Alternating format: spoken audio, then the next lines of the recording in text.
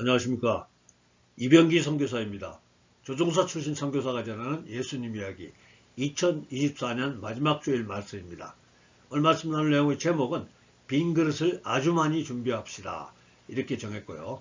성경 말씀으로는 이사야 54장 2절에서 3절 내 장막터를 넓히며 내 초소의 휘장을 아끼지 말고 널리 펴되 너의 줄을 길게 하며 너의 말뚝을 견고히 할지어다. 이는 내가 좌우로 퍼지며 내 자손은 열방을 얻으며 황폐한 성읍들을 사람 살 곳이 되게 할 것임이니라. 자, 오늘 말씀은 우리에게 익숙한 문장이 아니지만 입을 크게 열어서 구하고 기대하고 기다려라. 즉 청소년 때 많이 들었던 말씀입니다. 꿈을 크게 꾸라, 야망을 크게 가져라, 이런 뜻이 되겠습니다. 오늘 이야기의 시대적 배경은 기원전 800년 엘리사 선지자의 활동 시기입니다. 말씀 진행하기에 앞서서 엘리야 선지자와 엘리사 선지자에 대해 조금 비교하면서 소개해 보도록 하겠습니다.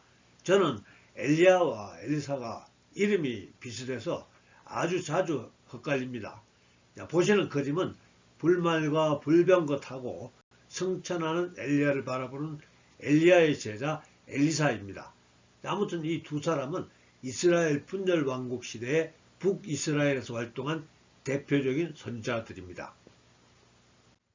특히 이 두 사람은 스승과 제자의 관계였는데 이들을 비교하면 다음과 같습니다. 스승 엘리야는 갈멜산에서 자기 혼자 450명의 바알 선지자들과 능력 대결에 승리해서 하나님만이 참 신이라는 것을 온 천하에 선포합니다.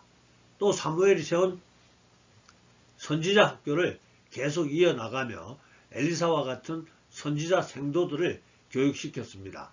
또한 우상 숭배가 극심한 이스라엘의 하나님의 징계로 가뭄이 임하게 하고 가뭄으로 양식이 떨어진 사르밧 과부의 집에 가루와 기름이 끊이지 않게 하는 등 많은 기적을 행했습니다.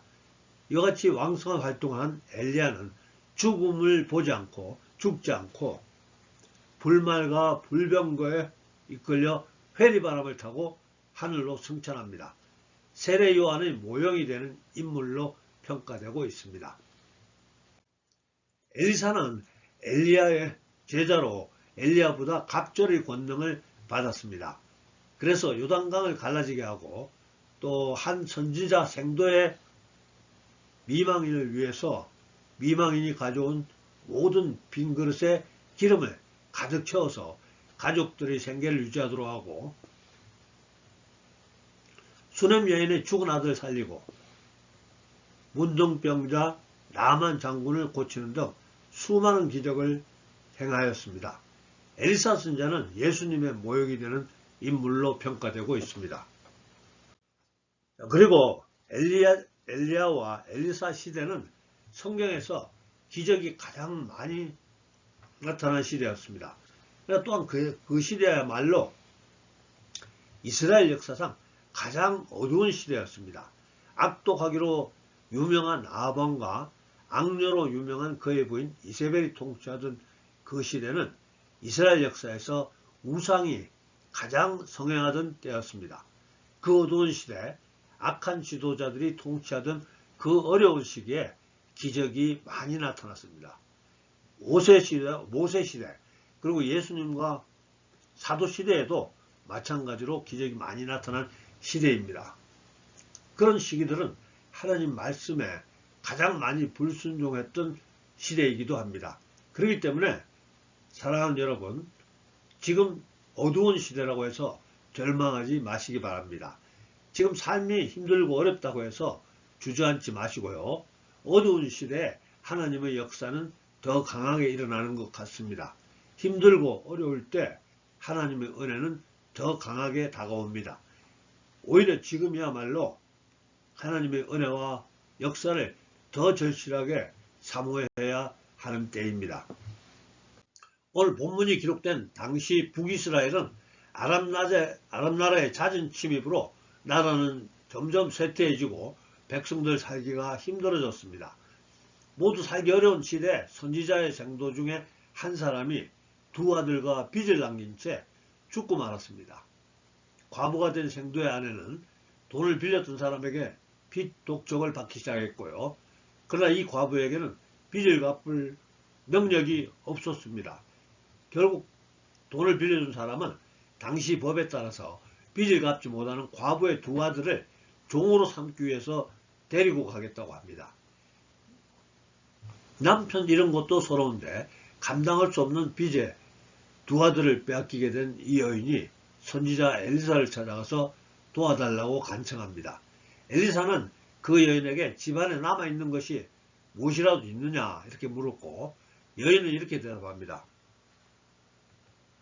한 병 기름 외에는 아무것도 없습니다. 집안에 남아있는 것이라고는 기름 한 병밖에 없다는 이 여인의 대답은 그만큼 절망적인 상황이죠. 엘리사가 이렇게 말합니다.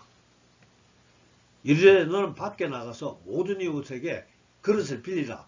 빈 그릇을 빌리되 조금 빌리지 말고 너는 내 두 아들과 함께 들어가서 문을 닫고 그 모든 그릇에 기름을 부어서 차는 대로 옮겨 놓으라 하니라. 엘리사는 여인에게 이웃에 가서 빈 그릇을 많이 빌려오라고 합니다. 그리고 아들과 함께 문을 닫고 가지고 있는 그 한 병의 기름을 빈 그릇에 부어서 차는 대로 옮겨 놓으라고 합니다. 이 여인은 엘리사의 말에 순종해서 두 아들과 함께 병의 기름으로 그릇마다 기름을 가득 채우게 되는데요. 이제는 빈 그릇이 없게 되자 병의 기름도 끝이게 됩니다. 이 놀라운 사건을 경험한 여인은 엘리사를 찾아가서 상황을 보고했더니 기름을 팔아서 빚을 갚고 남는 것으로 두 아들과 함께 생활하라고 이야기합니다. 그 여인이 하나님의 사람에게 나아가서 말하니 그가 이르되 너는 가서 기름을 팔아 빚을 갚고 남는 것으로 너와 내 두 아들이 생활하라 하였더라. 여기까지가 오늘 말씀을 나눌 성경의 이야기입니다. 그리고 이 이야기는 지금으로부터 2800년 전에 일어난 사건이고요. 이때로부터 800년 후, 즉 지금으로부터 2000년 전에도 이와 유사한 기적을 예수님이 행하시게 되는데요. 그것을 오병이어 기적이라고 부릅니다. 오병이어 기적은 이런 이야기입니다. 어느 날 예수님이 갈릴리 호수 근처의 나즈막한 산언덕에서 말씀 전하실 때 저녁 시간이 되었고 군중들은 5,000명 정도 되었습니다. 먹을 것이라고는 한 아이가 가져온 보리떡 5개와 구운 생선 2마리였습니다. 예수께서 떡을 가져 축사하신 후에 앉아있는 자들에게 나눠주시고 물고기도 그렇게 그들이 원대로 주시니라. 그들이 배부른 후에 예수께서 제자들에게 이르시되 남은 조각을 거두고 버리는 것이 없게 하라 하시므로 이에 거두니 보리떡 5개로 먹고 남은 조각이 12바구니에 찼더라. 자, 그러니까 보리떡 5개와 구운 생선 2마리로 5,000명이 배부르게 먹고 남은 것이 12바구니가 되었다는 이야기입니다. 즉 바구니에서 계속해서 생선과 보리떡이 나왔다는 이야기입니다. 첫 번째 주제입니다. 정말로 예수님이 행하신 오병이어 기적이나 오늘 엘리사 시대의 한 과부의 기름 한 병으로 빌려온 모든 그릇을 가득 채운 기적이 실제로 일어날 수 있을까요? 세상 많은 사람들이 이런 기적을 믿지 못해서 예수님을 자기의 구원자로 영접하지 못한다고 이야기합니다. 자, 뿐만 아니라 우리 크리스천 중에서도 예수님은 존경하지만 성경에 기록된 기적들은 믿지 못하겠다고 하는 분들도 있습니다. 특히 가톨릭에서는 교황이나 추기경 또 신부들이 이런 기적을 믿지 못하고 그것에 모인 사람들이 각자 자기가 가져온 도시락을 다 모아서 나눠 먹었더니 12바구니의 음식이 남았다. 이렇게 고쳐서 설교합니다. 궁색하죠.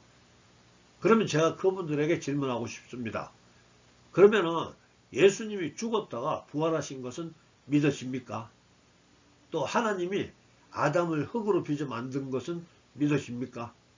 또 모세가 지팡이를 드니까 홍해 바다가 쫙 갈라졌다는 것은 믿어질까요? 성경에 기록된 이런 기적들이 믿어지지 않는다면 그런 분들은 하나님이신 예수님을 믿는 것이 아니고요.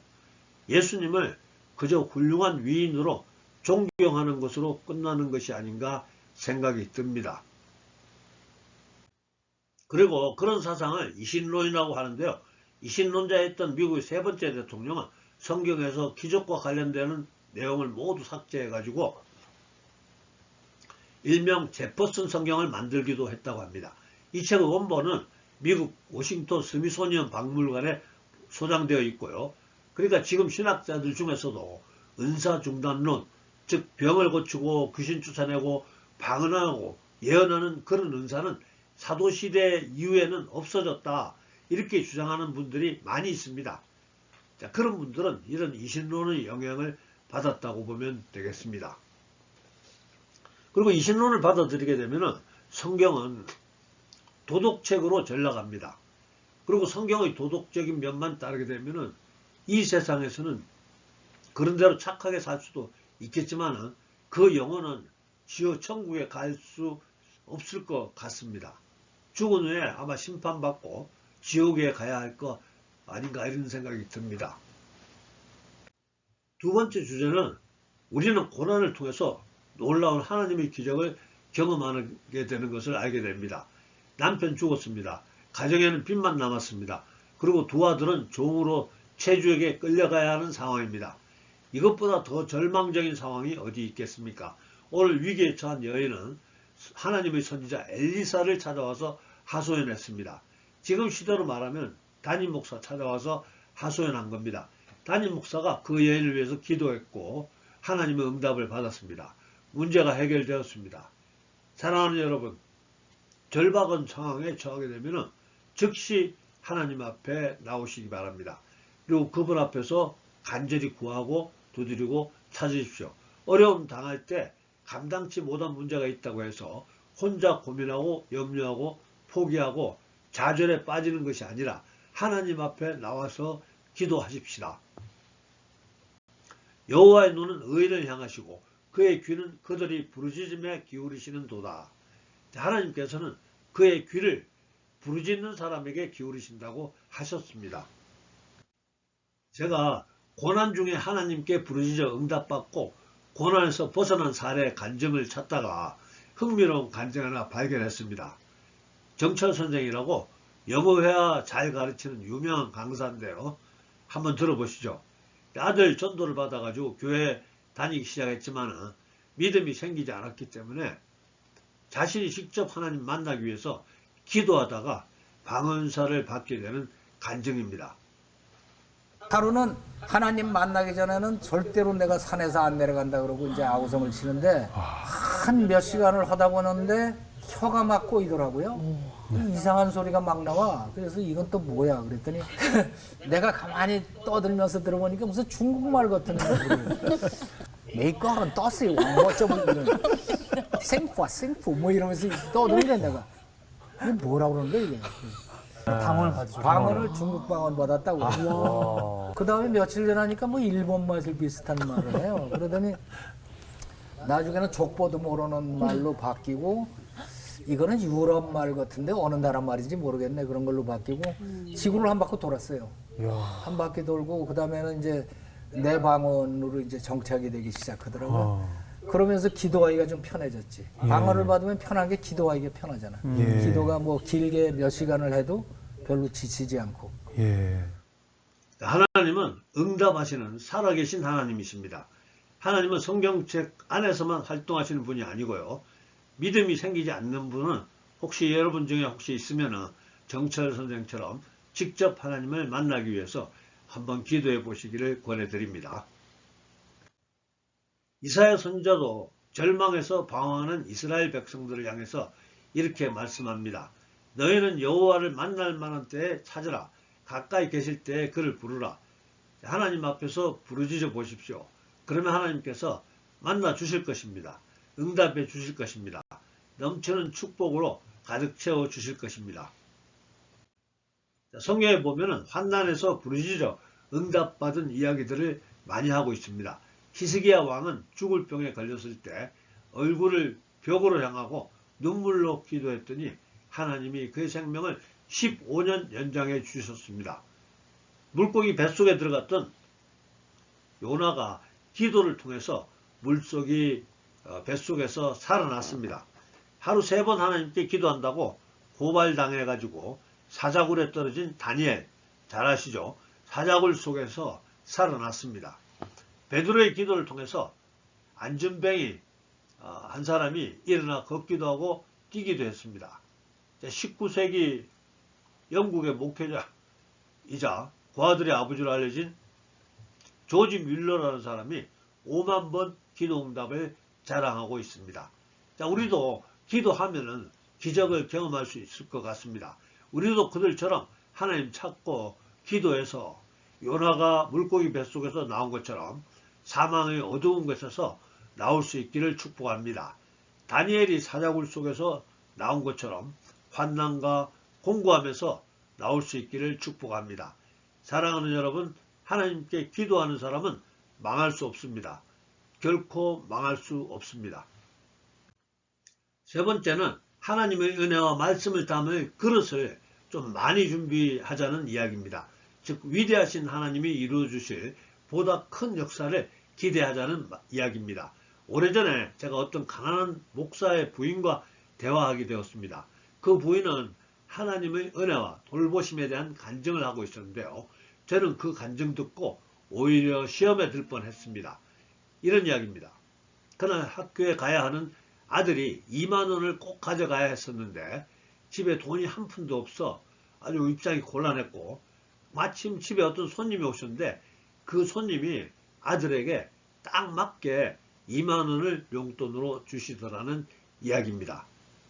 이런 사건이 그 부인에게는 감동되는 간증이었을지 모르지만 간증 듣는 저 같은 사람에게는 하나님이 너무 인색한 분으로 소개하는 거 아닌가, 이런 생각이 들었습니다. 나는 너를 애굽 땅에서 인도하여는 여호와 내 하나님이니 내 입을 크게 열라 내가 채우리라 하였으나, 즉 천지를 창조한 하나님에게 좀 더 큰 것을 기대하고 구하라고 했었는데 기껏 2만 원으로 하나님을 간증한다는 것이 조금 외람되지 않을까 생각해 봅니다. 우리가 섬기는 하나님은 그렇게 째째한 하나님이 아니고 풍성한 하나님인 것을 나타내 주고 싶습니다. 예수님이 우리에게 째째하게 굴지 말고 내가 가진 것을 없는 사람들에게 넉넉하게 나눠주라는 말씀으로, 주라 그리하면 너희에게 줄 것이니 곧 후이되어 누르고 흔들어 넘치도록 하여 너희에게 안겨주리라. 너희가 헤아리는 그 헤아림으로 너희도 헤아림을 도로 받을 것이니라. 뿐만 아니라 사도 바울도 빌립보 성도들의 분에 넘치는 나눔을 칭찬하면서 나의 하나님이 그리스도 예수 안에서 영광 가운데 그 풍성한 대로 너희 모든 쓸 것을 채우시리라. 그러니까 풍성하신 하나님을 기대하자는 이야기입니다.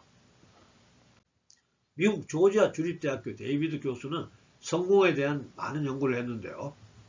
이 사람은 성공한 사람들의 학력 이런 것들을 조사한 후에 성공의 비결이 얼마나 좋은 학력, 좋은 대학을 졸업했는지, 또 얼마나 좋은 환경과 집안에서 성장했는지 보다도 본인이 얼마나 크게 생각하느냐에 따라 달려있다고 이야기합니다. 이 사람 이야기예요. 그래서 크게 생각할수록 크게 이룬다, 이런 책을 만들어서 그 이론을 전하고 있었습니다. 즉 생각하는 것에 따라서 성공이 결정된다는 겁니다. 아무리 좋은 학벌을 가지고 있고 좋은 집안에서 자랐다고 할지라도 생각이 좁고 믿음이 적으면 좁은 인생밖에 살지 못한다는 겁니다. 그런 환경이 열악하고 또 제대로 교육받지 못했다고 할지라도 생각이 크고 믿음이 크면 하나님께서 큰 대로 역사해 준다는 거죠. 그러므로 사랑하는 여러분, 하나님 앞에서 좀 더 큰 믿음을 가지시기를 축복합니다. 더 큰 믿음을 가지십시오. 여인이 빌려온 그릇이 모두 몇 개였는지 모르지만 20개였으면 20개, 또 100개였으면 100개의 그릇이 다 찼다는 이야기입니다. 하나님께서는 우리가 그릇을 준비한 만큼 축복과 은총을 베풀어 주십니다. 이 여인에게 그릇이 없다고 했을 때 기름은 더 이상 나오지 않았다고 했습니다. 그러니까 내가 준비한 만큼 채워주십니다. 축복은 준비하는 자에게 나타나는 것입니다. 축복 받을 것을 준비하십시오. 성공할 것을 준비하십시오. 행복하게 살 것을 준비하십시오. 준비하되 더 큰 그릇으로 준비하시기를 축복합니다. 이사야 선지자가 기록한 하나님 말씀 하나 더 소개합니다. 오늘 본문 말씀이고요. 매사 실패하고 다른 이들에게 무시당하고 스스로 보잘것없다고 의기소침해하는 하나님의 백성들에게 이런 말씀을 주십니다. 내 장막들을 넓히며 내 초소의 휘장을 아끼지 말고 널리 펴되 너의 줄을 길게 하며 너의 말뚝을 견고히 할지어다. 이는 내가 좌우로 퍼지며 내 자손은 열방을 얻으며 황폐한 성읍들을 사람 살 곳이 되게 할 것임이니라. 즉 입을 크게 열어 구하고 기대하고 기다리라. 만군의 하나님 위대하신 하나님이 너희 아버지시니라. 만군의 하나님 위대하고 위대하신 우리 하늘 아버지가 이루어 주신다는 말씀입니다. 예수님이 사회 가시던 시기에 어떤 사람이 귀신 들려 고생하는 자기 아들을 먼저 예수님이 제자들에게 데려와서 고쳐달라고 요청했으나 고치지 못했습니다. 그래서 이번에는 예수님께 데려와서 부탁합니다. 예수께서 그 아버지에게 물으시되 언제부터 이렇게 되었느냐 하시니 이르되 어릴 때부터니이다. 귀신이 그를 죽이려고 불과 물에 자주 던졌나이다. 그러나 무엇을 하실 수 있거든 우리를 불쌍히 여기사 도와주옵소서. 아이 아버지는 예수님 능력도 의심해서 말합니다. 하실 수 있으면 고쳐주시옵소서. 예수님 말씀입니다. 예수께서 이르시되 할 수 있거든이 무슨 말이냐. 믿는 자에게는 능히 하지 못할 일이 없느니라 하시니. 자, 그리고는 귀신을 꾸짖습니다. 말 못하고 못 듣게 하는 귀신아 내가 내게 명하니 그 아이에게서 나오고 다시 들어가지 말라. 자, 그러자 귀신이 소리 지르면서 아이를 심히 떨게 하고 그리고 나갔다는 겁니다. 믿는 자에게는 능히 하지 못할 일이 없느니라. 이 말씀 꼭 기억하십시오. 자, 솔직하게 말씀드리면 우리는 할 수 없는 일들이 많이 있습니다. 저는 100m를 10초에 주파할 수 없습니다. 그리고 이제 저는 보잉 747기를 조종해 볼 수가 없습니다. 실제로는 저는 이제 할 수 없는 일들이 많아졌습니다. 그런데 진리는 예수님의 말씀, 믿는 자에게는 능히 하지 못할 일이 없다는 것입니다. 제가 이 말씀 붙들고 자신있게 행복하게 살겠다는데 누가 저에게 뭐라고 시비를 걸겠습니까? 우리 예수님을 믿는 사람들은 예수님의 말씀으로 사는 사람들입니다. 자, 같은 취지의 예수님 말씀 몇 개 더 살펴보겠습니다. 고린도후서 5장 7절 이는 우리가 믿음으로 행하고 보는 것으로 행하지 아니함이로다. 믿음으로 모든 세계가 하나님의 말씀으로 지어준 줄을 우리가 아나니 보이는 것은 나타난 것으로 말미암아 된 것이 아니니라. 자, 우리는 나타나 보이는 것으로 사는 것이 아니고 믿음으로 사는 사람이라는 겁니다. 그러니까 우리가 신뢰해야 될 참된 진리는 믿는 자에게는 능히 하지 못할 일이 없다라는 것입니다. 이 말씀 붙들고 2025년을 크게 기대하시기를 그리고 큰 축복을 받고 또 큰 축복을 누리시기를 예수님 이름으로 축복합니다. 할렐루야. 사랑간에 풍성하신 아버지 하나님 오늘도 사랑하는 주의 자녀들 함께 예배드릴 수 있음을 감사합니다. 또한 2024년 한 해 동안 함께 해주시고 인도해 주시고 지켜주셨음을 믿고 감사드립니다. 되돌아보면 올 한 해 아쉬웠던 것들 많이 있지만 다 하나님의 크신 뜻이 있을 줄 믿고 이제 지나간 모든 것 내려놓고 새해를 다시 시작하도록 하겠습니다. 올 한 해 이루지 못했던 것들 또 새해 계획했던 것들 또 하나님이 우리에게 뜻하신 소명들 모두 주님 손에 있음을 고백하며 올려드립니다. 아버지 하나님 오늘도 기도합니다. 하나님의 뜻이 우리를 통해서 이 땅에 이루어지기를 바라는 우리들 주님 기억하여 주시옵시고 성령으로 기름 부어 주시옵소서. 더 부어 주시옵소서. 지혜와 명철을 더하여 주시옵시고 환경과 상황을 변화시켜 주셔서 맞이하는 새해에는 우리가 주님의 뜻을 보다 온전히 이룰 수 있도록 인도해 주시옵시고 축복해 주시옵소서. 더 큰 일을 이루어낼 수 있도록 주님 축복해 주시옵소서. 지금은 우리 구주 예수님의 은혜와 아버지 하나님의 극진하신 사랑과 성령님의 감동, 감화, 교통하심이 오늘 예배에 참석한 우리 모두에게 또 우리들의 가정과 일터와 섬기는 교회 위에 지금부터 영원토록 함께하여 주시옵기를 간절히 축원하옵나이다. 아멘. 예, 감사합니다. 할렐루야.